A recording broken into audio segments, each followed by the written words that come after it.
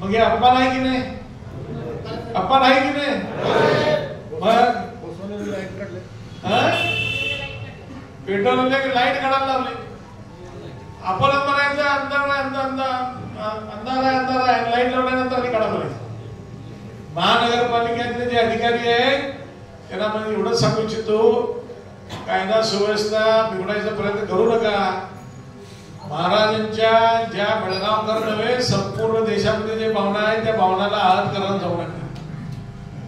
आज मला किरोद मध्ये ಹೇಳಿದ್ರು ಫೋನ್ ಮಾಡಿದ್ರು ಹೊಸರಗೌಡ ಪಾಟೀಲ್ ಅಂತಾಳ್ ಅವ್ರನ್ನ ಕರೆದ್ರಿ, ಧನಂಜಯ ದೇಸಾಯಿ ಅವ್ರನ್ನ ಕರೆಸ್ರಿ, ಪುಣಾದಿಂದ ಪ್ರಬೋಧ್ ಮುತಾಲಿಕ್ ಅವ್ರನ್ನ ಕರೆಸ್ರಿ, ಮತ್ತೊಂದು ಇನ್ನೊಂದು 2-3 ಹೆಸರು ಹೇಳಿದ್ರು. ಯೋಗಿ ಅವ್ರನ್ನು ಕರೆಸಿಬಿಟ್ಟಿದ್ರು ಉದ್ಘಾಟನೆ ಅಂತ. ರಾಜಾ ಸಿಂಗ್ ಅಂತ ಒಬ್ರು ಯಾರು ಹೇಳಿದ್ರು, ರಾಜಾ ಸಿಂಗ್ ಹೈದರಾಬಾದ್ ಇಂದ ಕರೆಸ್ರಿ.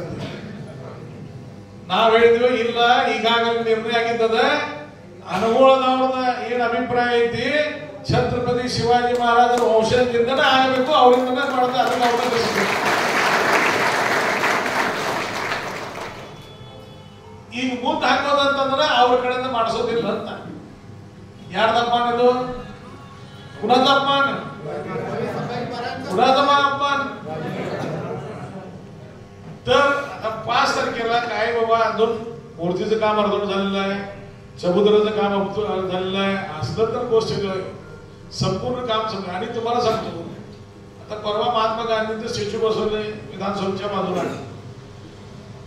कट्ट्याचं काम अर्धवटच होतं, बसवलं गेले, नंतर काम करून घेतले त्यांनी. आज घराचं वास्तू करतो आम्ही, 100% पूर्ण होत आहे. वोट झाल्यानंतर करता की नाही? काय पूर्ण झाल्यानंतर करताय?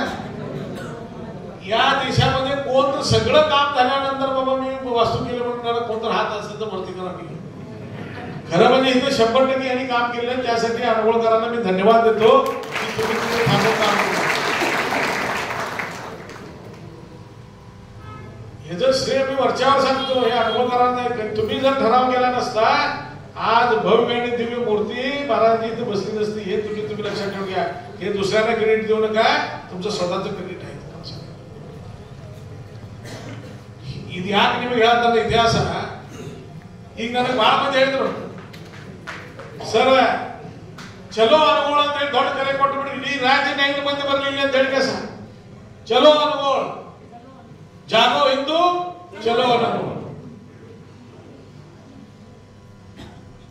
ಸರ್ಕಾರ ಒಂದೇ ಮಾಡಾಕ ಅನುಮತಿ ಕೊಡ್ಲಿಲ್ಲ ಅಂತಂದ್ರೆ ಇಡೀ ದೇಶದಾಗಿಂದ, ಇಡೀ ಕರ್ನಾಟಕದಾಗಿಂದ ಮೊದಲನೇ ಹಂತದೊಳಗೆ ಇಡೀ ಜಿಲ್ಲಾನಾಗ ಎಲ್ಲಾರು ಮಂದಿಗೆ ಆಹ್ವಾನ ಮಾಡ್ರಿ, ಎಲ್ಲಾರು ಬೆಳಗಾವ್ ಬರ್ತಾರೋ ಅವ್ರ ಕಡೆಯಿಂದ ಮುಂದೆ ನಿಂತು ಮಹಾರಾಜರ ವಂಶದ ಕಡೆಯಿಂದ ಉದ್ಘಾಟನೆ ಮಾಡ್ರಿ. ನಿಮ್ ಹಿಂದೆ ಎಲ್ಲ ಇಡೀ ರಾಜ್ಯದ ಜನ ಅದಾರ ಅಂತ ಹೇಳಿ ಕೆಲವೊಂದು ಕಡೆ ಫೋನ್ ಬರತ್ತವೆ.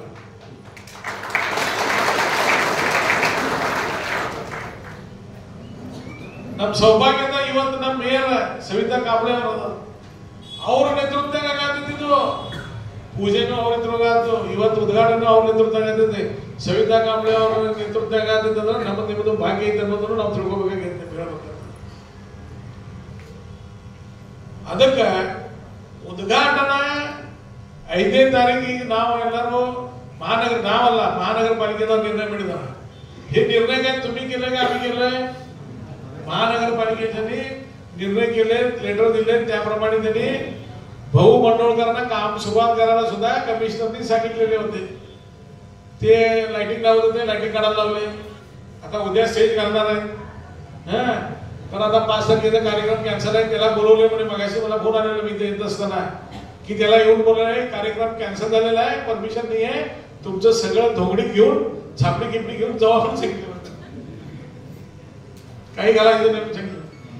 मंडळकर त्यांना ऑर्डर दिली नाही, आम्ही दिलं नाही ऑर्डर, तुम्ही पण दिलं नाही, महानगरपालिकेच्या दिली. तर आज कुणाच्या प्रेशरमुळे तुम्ही आज ते 1 तारखेचा किंवा 5 तारखेचा कार्यक्रम बंद करायला लागलाय? काय चुकीचं आहे? काय चुकीचं आहे?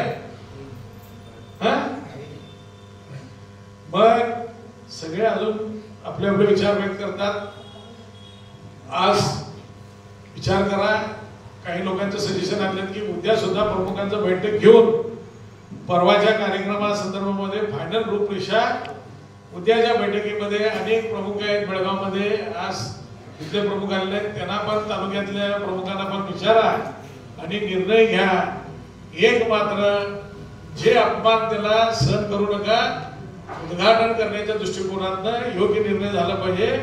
आणि जसं आता मग धनंजयरावने बाकी सांगितले की कधी कार्यक्रम उद्या 5 तारखेला तर सगळ्यांचं म्हणणं आहे, तरी सुद्धा जे निर्णय होते ते निर्णयाच्या नंतर कार्यक्रम मात्र महाराजांच्या वंशजांच्या हस्ते आणि गुरुजींच्या नेतृत्वामध्ये कधी होईल त्यांच्या नेतृत्वामध्येच करायचा हे निर्णय तुम्ही आता केलेला आहे. त्यासाठी तुम्हाला धन्यवाद देतो. आणि